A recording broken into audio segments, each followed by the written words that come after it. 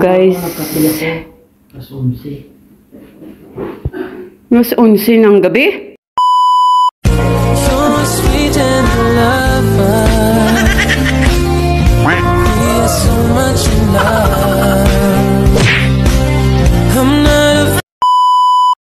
Oo, parang mas binday. Hindi lang sa kwarto.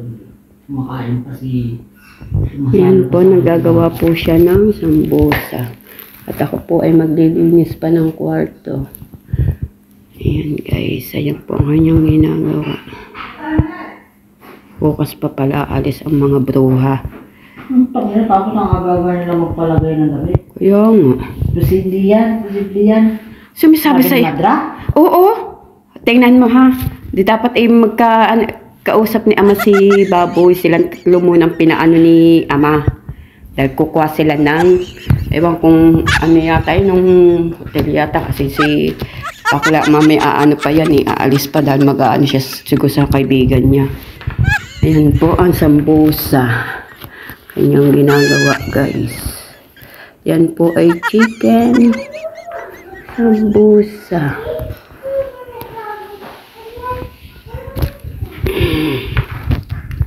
Ayan po yung hashwang niluto niya kahapon. Ayan Pwede po init siya. Tutunaw na yung keso. Ay, okay na ngayon ganyan at malamig. Kaya nga, hindi nga pwede na iinit. At meron ng... Magkakaroon pa ng tubig yan. Aga-aga po magpagawa ng aking amo ng sambusa. Mas maganda nga po. Malapit na kasi. Ay, malapit na nga. Ay, isang linggo na laang bading. Okay, kaya nga. Kaya nga nagpagawa ka ng maga. Mas maganda nga yung, fresh niyan eh. Kaysa yung Yan gusto niya, pre. Kaya lang, hindi nga daw pwede dahil maraming gagawin. Sino gagawa? Ako pa rin. Tapos magluluto. Oh, sige nga. Hindi na siya, ano? Ganun din, iipunin mo lang yun din. po ang gusto ng amo namin.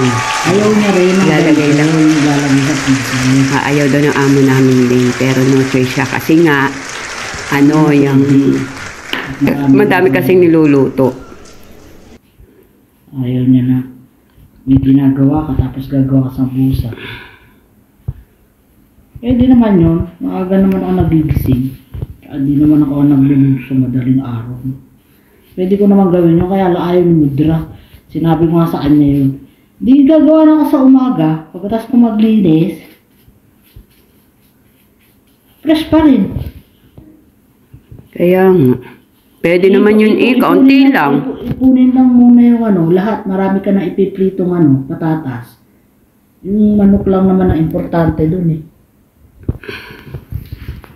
Kaunti pa, picture ako sana eh. Wala na, doon na sa taas eh. Kaya nga makita ko gabi. Wala, ang pagod na eh. Hindi ko alam kung dalawa to eh. Sambusa. Ayan. See you guys the next vlog. Ayan, bye-bye. Thank you so much for watching.